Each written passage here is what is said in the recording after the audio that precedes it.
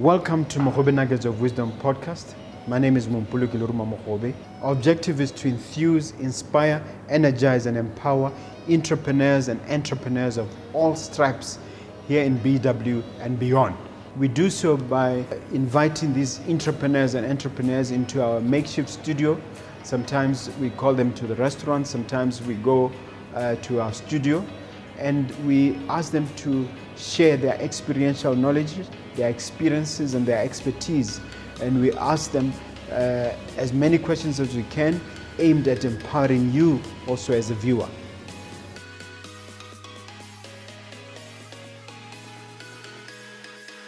Hello dear viewer and dear listener, my name is Mompoloki Lerumo Mogobe. I welcome you once again to another episode of Mogobe Nuggets of Wisdom podcast. We try to illuminate each other, enlighten each other in terms of sharing information, life-changing business information as best we can. So I'm so glad that you managed to join us. I have a gentleman from the construction industry, a guest who's about to be introduced from a company called Mentronics. We're going to talk about all things construction and real estate related. But before we start, please let me ask you, as I always do, to strike the subscribe button.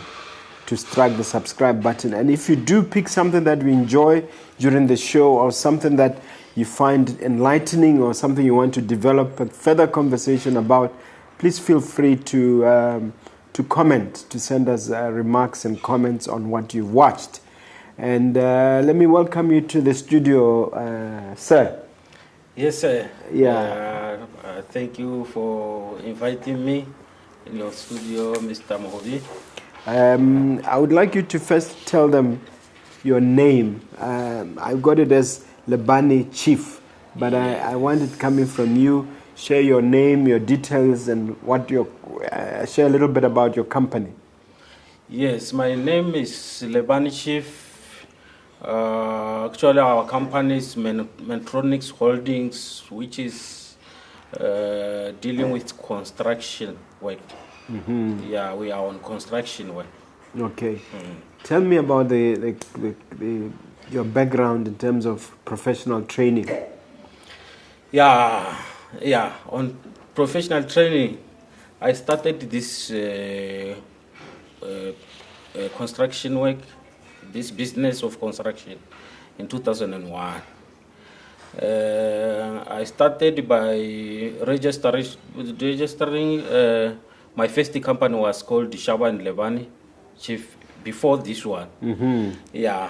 Then what I was doing was to just subcontracting from other big companies like BJ Builders, and also some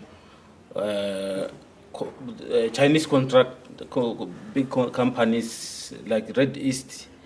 There was another one which was called Trust Construction, which was building in Block 7. We were subcontracting from them. Mm-hmm. That's how I was training in subcontracting from them. We were building there by Fairground. We are the one who was developing Fairground. There was a bush. It was a bush. It was a bush. Then I'm the one who was developing that place. Okay. Yeah. From there we move with our company towards. Then we at the end of the story of that company. I didn't manage to go further with it because of we were not submitting the returns, these annual returns. Oh, you neglected to file them? Yeah. Then it ended up being closed. Yeah. Just so the viewer understands, what were you trained to do? Are you a carpenter? Are you a bricklayer? Originally, what was the profession that you started with? Or if you're an artisan, how did you start? I was a manager in the shops like Choppies. I was in the warehouse. Then my father is a builder.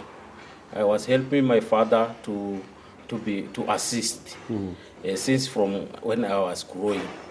So that side I was just doing it to get money, to get food. So when I was doing that job of managing, I realized that it's better for me to manage my business. Your like, own business. My own business. Like I'm experienced on mixing the motor, what building.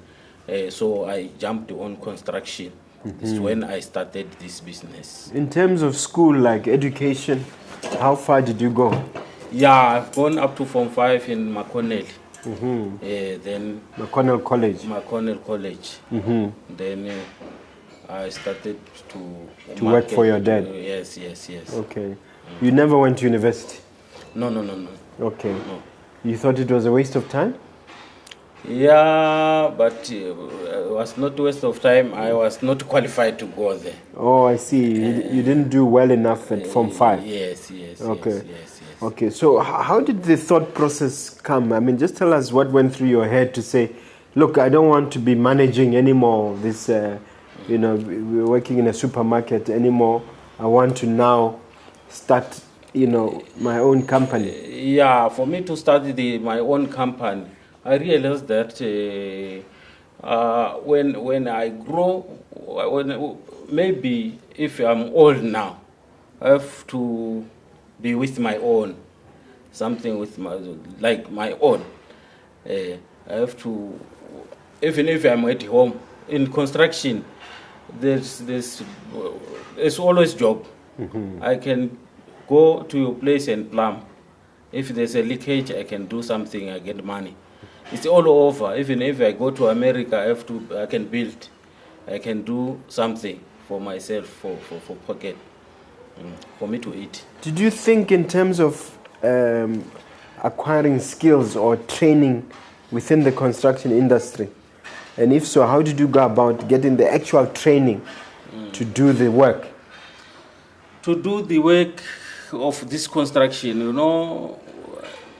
I faced the challenge of by the time we were at Block 7. I once employed, these Zimbabwean guys. I employed them, but there were no papers to work here in Botswana. When they see the police car, they just run away and leave. I know what you're talking about. They just left the motor here with the full of. That's when I trained myself so that I can, even if the worker, they are not there, I have to continue myself. I don't have to suffer running up and down. Then my client will, now I have to pay for the material, for the loss of material for the client. So you trained yourself to become what? To become a tradesman, like building, I build. If you come with paving, I pave. If you come with painting, I paint. I practice those works. I was hiring you as my bricklayer. Then I have to labor for you. I have to train myself with you. Oh, so you just watch what I'm doing. Then I do with you. I buy my own tool. Then we work together. I don't. If you painter, I'm going to work with you. Like plumbing, I once employ another guy. In plumbing, when you weld this copper pipe, you have to put there's another liquid which is called the flax. If you don't apply that flax, the pipe is going to leak like nobody's business. So that guy, he welded those pipes without flax. So when now we were to test, the client was there. Everywhere water was coming out.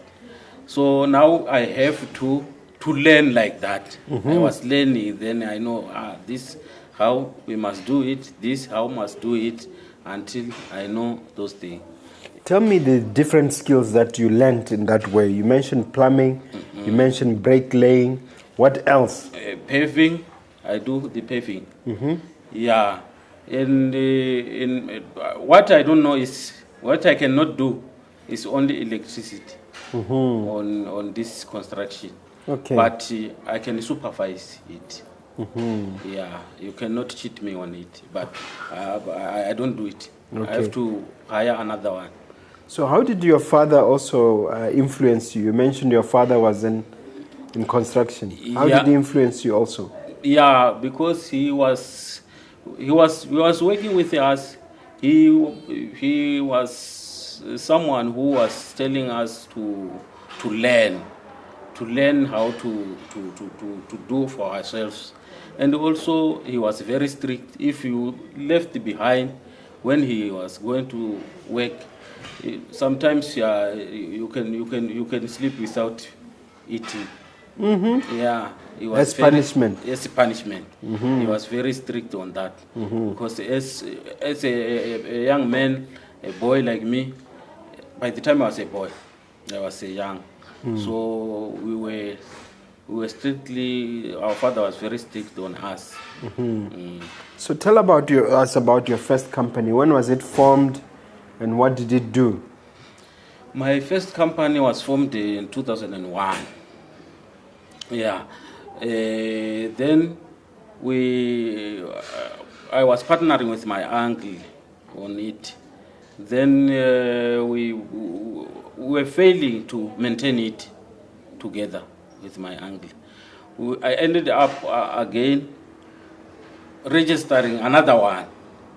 The first one was on incorporation, was not upgraded. Then I registered another one which was called the Makona Zonke. Makona Zonke, I mean to do Makona Zonke. Makona Zonke, yeah. Yeah, it does everything. Yeah. It was registered, Makona Zonke. So I started with that company again. Then I saw that no, I have to upgrade the company. Then I upgraded. So what was the problem with your uncle? Why couldn't you manage the first company? The first company, I didn't manage it because Family problems. Family problems. Yeah, family problems. Even I was working alone. He was just the name in the company. He was not. But active. he wanted to eat the same as you. He was not active in the company. Okay. If you say company, we must be active, not just a name, not active. No, have to work. So we ended up not doing well together. So what happened to Makona Zonke? Makona Zonke also, I was tendering under government because I upgraded it to category OC in PPADB. I registered with PPADB. I was tendering. Then I didn't get anything from that tendering. I was running up and down, site visit, buying tender document, filing everything, but unfortunately, I did not win anything. But I was For a number of years. Yeah, something like. Why were you not winning anything? I can't say. I don't know, because maybe it was my mistake on tendering on pricing. Because I can't say they were not giving me the job. Maybe it was mistaken somewhere. I don't know. But I was buying tender document and pricing, submitting. Yes. So. But with tenders, it's possible to go back to the tender committee, even after you lost, to ask them to, I forgot the word for it, to deconstruct, to explain to you why you did not succeed. Yeah, you know about that? Yeah, I know about it because I once did that in BDF. I asked them, I followed the tender, I asked them, they were saying I didn't place the certificate for what they were looking for the trade which they were looking for. But myself, I was thinking of it is inside. Oh, yeah. So you think somebody removed it or it fell off? I didn't understand. Or something strange happened? I didn't understand what happened there. Yeah. Then I worked with that company until by I don't know which year. It was also affected by the returns. I was not submitting also. Tell us what that means. When you say a company is affected by the returns, what happened? In SIPA, if you don't submit the annual returns, annual returns, they'll just close the company. Just like that? Just like that. If I have the message which they closed the company, it was closed.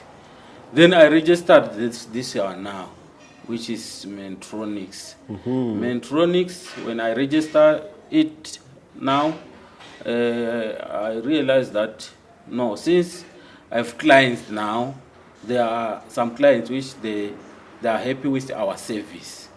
Like in Pakalani, I'm doing the house for the double store for Marupi, the judge who is here.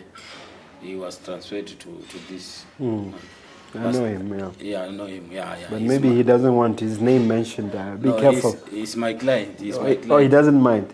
He's my client. You can even go and ask him. I don't have any problem. Yes. Yeah. So our clients are happy with our service, because now on this Mentronics one, I employed the experienced guys, the trained guys, which are good on their work, the serious guys. And also I employed the secretary who is going to be operating with paperwork. So you learned a hard lesson from the Makonatsote situation? From the Shaba and Lebane, the first one, and the Makonatsote. Then I said, okay, for me to win this battle. Yeah, I have to do what? I have to do this 1, 2, 3. So this one I registered also with PPADB. I registered also with I've got the trade license for supply. If it is in supply, we have certificate of supply. We supply also. It supplies. Yes. Yes.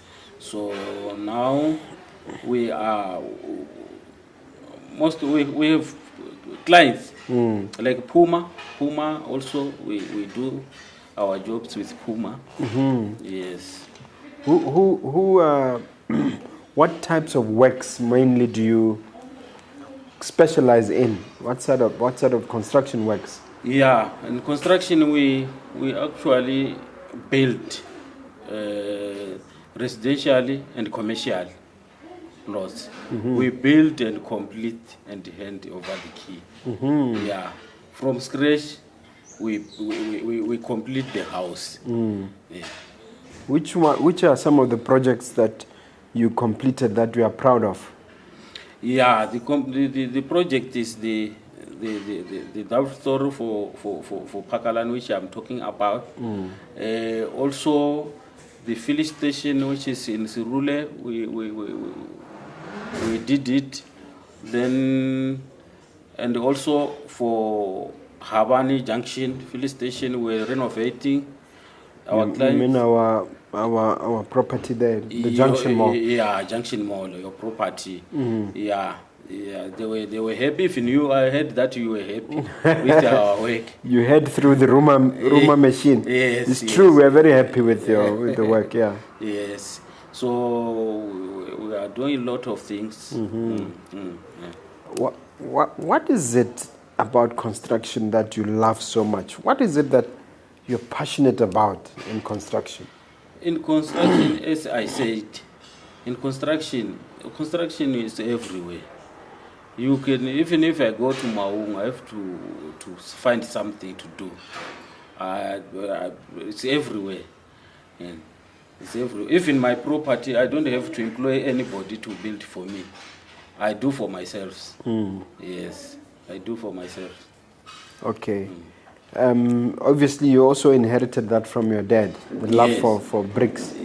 Exactly. Do you actually invest in your own projects? By that I mean, do you develop for yourself, or you develop only for other people? I develop for other people, but I'm interested to do for myself also, because I'm still stuck.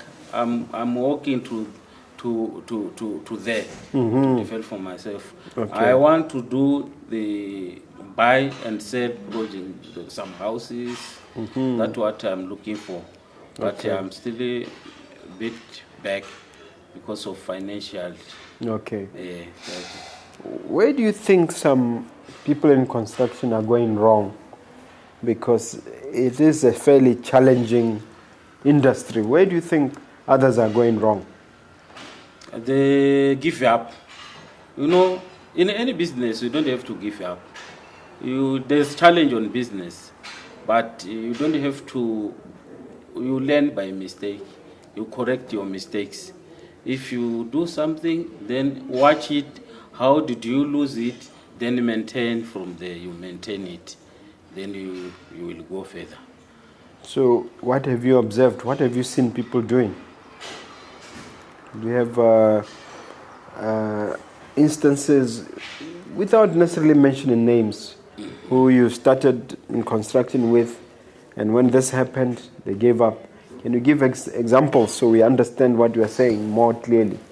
Yeah, what I'm saying is like if you start the project maybe from scratch, then you employ the wrong people, like the unskilled guys, then they build the wrong thing. You have to face the challenge of you have to pay the material for the client.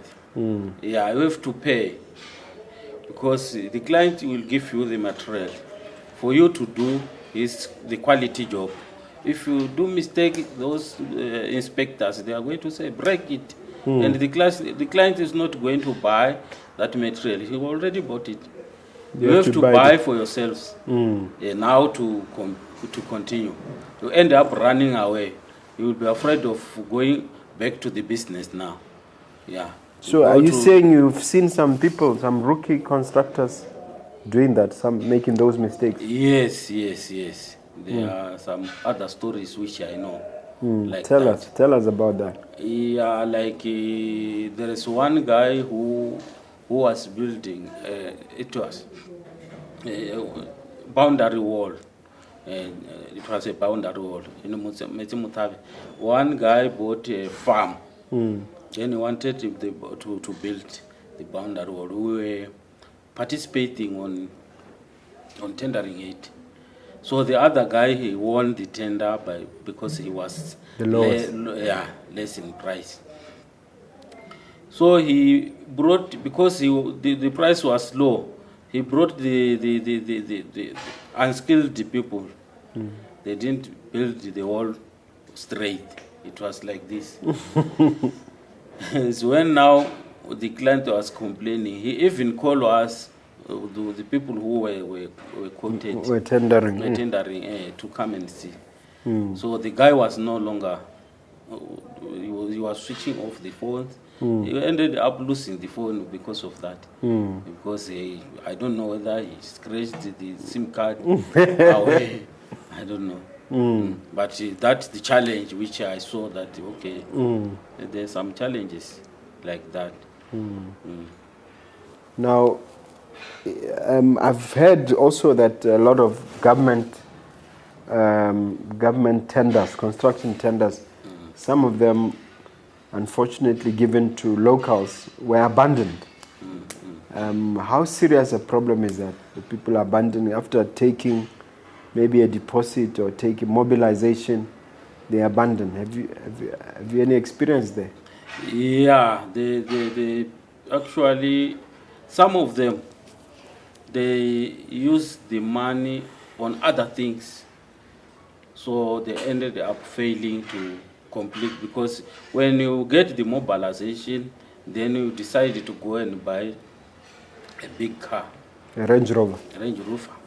Then you go and pay lobola wherever you pay. You start enjoying before you start the project.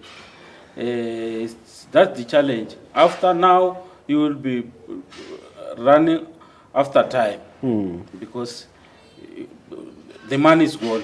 You face challenge there. You face challenge. Have you seen that happen? some of your colleagues or some of them running away? Yeah. There is another tender which we were at site visit in Skutwan. That site, good hope site. It was a Kuta. The guy was supposed to build. That guy, I heard the story I'm talking about is the guy did exactly. He bought a car, he go and marry, then he failed to do the project. It was re-tendered. We were there for re-tender. Yeah, they were telling us the story like that. Even he employed the people there. He ran away. He didn't pay anybody. So those people there, the chief was suggesting that anybody who is coming to work here, you must come and employ our people here with us. You register what your name and whatever, you register with us first before our people start working with you guys. That makes sense. He wants to provide local employment for locals. Yeah. It happened like that already. Oh.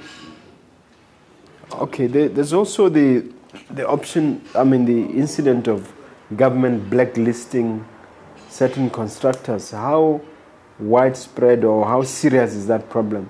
People who have messed up and then they are blacklisted. Yeah, it's serious. That one is serious. They blacklist you if you don't. Like what I'm saying, if you don't pay your people, you employ people, then you don't pay them. That's not good. They blacklist you. And how do they do that? They just say give you no more, or how does the blacklisting process work? That one actually I am not aware of, 100% aware of it. But I know the blacklist. They just deny you jobs, future jobs. No, they cancel the company. Yeah, they cut it off. From PPADB or from even SIPA? Even SIPA, they cut it off. Yeah, they cut it off. So is it very dangerous then to abandon a job? Is it very dangerous? It's dangerous, yes. Because if you do that, tomorrow you cannot use the company again for tendering. Because you have already a bad record on tendering. You don't do the job. Okay. You are running away from. Some of them, they run away because of undercharging. Undercharging also it affects. Because you will undercharge, you want to win the project. Then after that, you are failing to buy material. You buy the Chinese material, the weak ones. Then it's end up not. It's a disaster. It's a problem. You end up even running away from workers. The construction companies in Botswana, local ones, getting to a point where they can start doing buildings like this or like these ones in the CBD. Are we getting there? Are we getting to a point where your company, for instance, can put up something like this? You see that F&B building? Yeah, we can, because we are the one. We are the one who are doing this. Explain that. We are the one because if you give Maren Robert is going to employ us. Like this, I was there also, building here. Okay. Yeah, they just subcontract us, then they supervise the project. Okay. Us, we are the one who's building. Who's doing the physical work? We do actually the physical work, yes. When are we getting to a point where we do it ourselves directly? Big jobs. Yeah, big jobs. We can. We can do it. Why are we not doing it? Because we are not getting them. I want to know why companies such as yours are not getting big construction jobs. Yeah, because sometimes when the job is given like that, they look for a reference, which maybe you have done a big job, but we never done that big job. We are subcontracting the other company. That company they're now using us to do their profile. So we don't have so much big profile. Shouldn't that be changing now? Isn't it about time that you started having big profiles, big jobs, and big exposure like the rest of the companies? Isn't it about time? It's not about time. Isn't this the right time? Yeah. It's the right time. We have to start our big projects. We can manage. We manage because we are the one who are doing these things. Okay. Are you not getting together as construction companies to form associations and partnerships so that you can do the jobs as joint ventures? The way the big companies are doing, the joint venture partnerships. Yeah, we can do that. We can do that as Botswana. But it's not happening yet. It's not happening. We are not we are not unit. You're not united. United, yes. We are not. But we will learn. We will do that. That's a good idea. All right. We just coming out of COVID. How has it impacted you, your company, both negative and positive? COVID affected most of our companies because we on side of employees we lost our employees because there were some other companies which were working, so they have to take our employees to their side. So we were left behind there. We were left behind. Also, we were closed. There was a problem. Okay. Okay. Okay, but now have you recovered? Are you now? How is the company running? How many employees does it have? What projects do you have currently? Currently, we are doing this maintenance all over Botswana. We are doing finish and go to the next one. We are okay. We are okay for now. We recovered. We have our good quality guys. They are back now. We are okay. We don't have any problem. How many people you employ currently? Currently, got 21. 21 guys, yeah. Okay. 21 guys. And the company is based here in Gaborone? Here in Gaborone, Operating from where? Operating from Marwapula. Okay. Yes. Oh, that's good. Yes. Would you encourage youngsters coming out of school to consider construction as an option, as a livelihood? Yeah. And why? Yeah. I encourage them because in construction, you won't go loose anymore because you can't go wrong. You can't go wrong. As I said, building, you cannot finish building. Building, we are always building. Even at our home village, we are building. Anyway, we are dealing with building. If in maintenance, even if you finished your building, you have to re-maintain again. So it's always like that.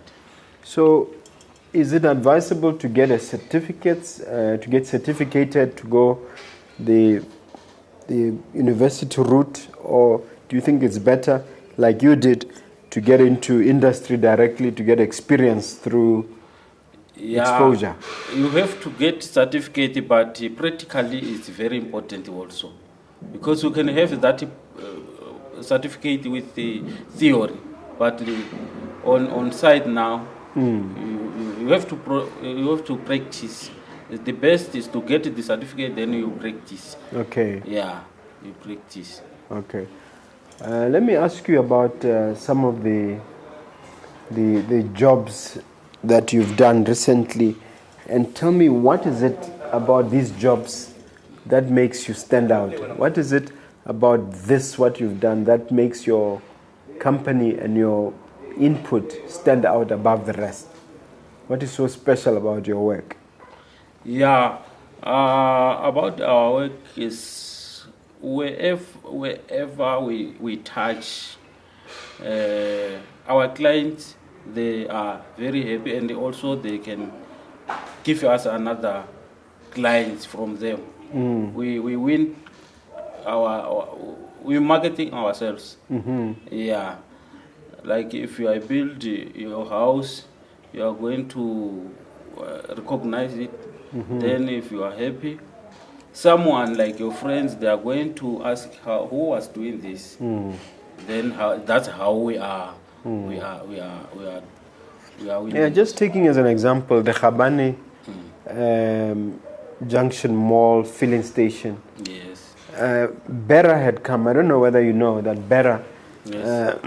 the regulatory authority, had come and condemned that filling station, and they had closed down some of the tanks, saying that this is the old way of doing things. The filling station were built in 2014, but they come in 2022 and close us down. So we were quite worried. So it'd be interesting to know what you did to satisfy Bera and to make sure that the filling station is fixed. What work you did?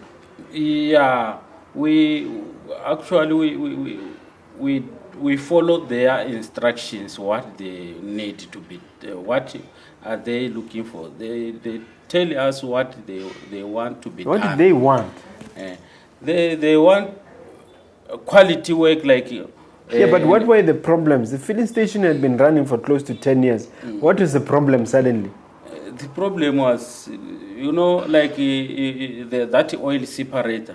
The oil separator was not in a good condition. What was it wrong was with not. It was not. That was a septic tank. Was not a oil separator. It was not separating. It was just to bring water into the pit, not separating. So the people who we had given the job at the beginning did not do a good job. No. Even the concrete, actually, the concrete which was there, it was not the right one, because even the height of the concrete, because when time for raining, the water must not go into the tank. If the concrete is down, then the water is going to.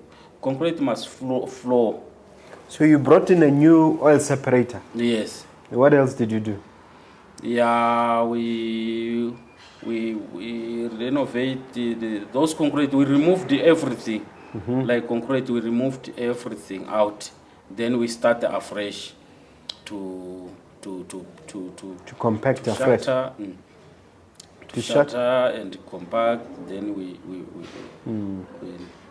No, you did a great job. Yes. You did a wonderful job, and we congratulate you. Hopefully, people will pass by there and see what changes you did there. Yes. So now the filling station is 100% functional, and Bera are happy. The Bera happy. Puma are happy. Yeah, everybody is happy. Is happy. Yes. I am happy. Yes. Okay. Now let's talk about the future outlook for your company. Going forward, if you're talking maybe even 10 to 15 years, what are your plans for the company? What can we expect to see? My plan for the company is, in Botswana there are no jobs, so there are our young fellow brothers and sisters. They are going to school to learn on this project, like on construction site, but they not going to get employed. My suggestion is, if my company can grow bigger, I can get those people to work. I can increase my employment, to employ more people on my company. Yeah, also to train some others how I grow. Then they can do also their own. So you want to grow the company maybe twice the size, 3 times, 4 times? Yeah, even it's 10 times. 10 times, it's not a problem. Okay. Yes. Yeah. All right. No, I'm very fascinated by what you are doing in the construction field. Yes. So what are the current projects that you are now getting into? What are you working on, or what in the foreseeable future, the next 12 months? Yeah, we are now facing on, like I said, we are doing the government tendering. We are on it. We want to build some schools. We want to build big projects. We want to face big projects now. This small one, we want to give to small companies. Then we upgrade ourselves to big things. Okay. But for now, you are partnering with the Chinese and the Murray and Roberts and so on and so forth. Yeah. As subcontractors. No, we are just doing for our own, because subcontracting we are not doing it now. What? We are tendering also. We are doing our own. Okay. All right. Now, this is a chance in this interview when you get to ask me a question. Do you have a question for me? Yeah, question. I can question you, but you don't have to if you don't have a question. Okay. All right. Next time. Next time. Let's all say right. next time. Because now, of time. yes. Next time. Look at that camera there, sir. Mr. Cheif. Shall I call you Mr. Cheif? Yeah. My name is Cheif, yes. Yes, Mr. Cheif. Leave the viewer with something inspirational, something encouraging. Yeah, viewers, on business, don't give up. Whatever you touch, know that there is challenges on business. You must face it. Don't give up. That's what I can say to you, viewers. They must never give up, eh? Never surrender. Okay, if they want to contact you to use your company, what contact details can you give them? My contact details, my number is easy. You just say 71235678. You skip 4. Yeah, you'll be done with Mr. Cheif. 71235678. Oh, okay. Yeah. Okay, it's easy to remember. Do you have any presence on social media, like Facebook and so on? Yeah, on Facebook I have, but I'll upgrade it. Yeah, now. You're not. It's not the way you want. Yes. What about any of the platforms? No, you're not in any of these platforms. No. Like Twitter and no. Instagram. With you, I know I'll go somewhere. Okay. Yes, okay. That's why I'm here. Oh, I see. Okay. All right. And this number you gave, it's also a WhatsApp number? Yeah, it's also a WhatsApp number. Okay, yes. because most people prefer WhatsApp these days. Yes, it's a WhatsApp number, yes. All right. Thank you very much for honoring our invitation and sharing on the construction industry. Yes. We wish your company everything of the best. Thank you, Mr. Mogobe. Thank Okay. you. All right. You.